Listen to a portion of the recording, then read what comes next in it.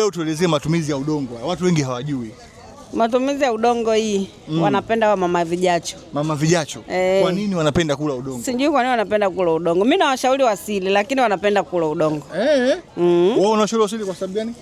Sio mzuri sana, unazuia haja kubwa kutoka kwa. Lakini sasa kwa nini mama vijacho wanapenda kula udongo? Sijui kwa nini wanapenda kula. Na wewe kwa nini unauza kama unashauri? Sasa wao wakija wanasumbua, wanataka udongo ndio. Kwa hiyo wateja wako wa udongo ni mama vijacho tu? Na matumizi yake ni? Wanakula hizo. Wakila wanapata ladha gani? Wanapenda wenyewe. Kama vile unavyopenda wewe kunywa soda. Hapa tuko Mwenge sokoni. Unaenda kama mama nani? Mimi naitwa Mama Na. Mama Na. Wewe wauza nini hapa Mwenge sokoni? Nauza tende kama hizi hapa. Unauza tende? Mama Na tende wapi na wapi? Hebu niambie kwanza hapo. Tunauza tende hizi hapa za. Hii nini? Ni tende hii ya. Hii tende?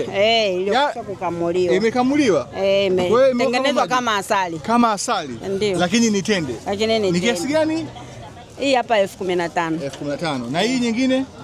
Hii hapa 10,000. Mama Na amejiongeza na tende. Haya, naona kuna maboga hapa, kuna nyanya. Boga la aina gani? Hili boga la asili hili. Boga la asili?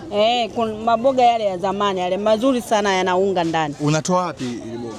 Haya maboga tunaletewa kutoka Morogoro. Morogoro. Ni shilingi ngapi boga? Boga 8,000, ili hapa 5,000. Karoti 3,100. 3,100. Na hii hapa? Na hoho 1,500. 1,500. Na una mpaka dagaa hapa. Dagaa hizi unauzaje? Na zinatoka wapi? Dagaa hii ya Mwanza. Dagaa ishakaangwa tayari. Ni shilingi ngapi? Hii hapa nusu 5,000. Nyanya shilingi ngapi? Nyanya hizi hapa kilo 3,000. Matango mazuri haya hapa. Matango shilingi ngapi? Matango 1,000 kama hili. Na hizi ndio nyanya chungu? Nyanya chungu na bamia. Nyanya chungu fungu 500. Fungu 500? Ndio. Na viazi unauzaje? Viazi kilo 2,000. Taja namba ya simu bwana kwa mtu ambaye anataka kuagiza bidhaa kutoka kwako.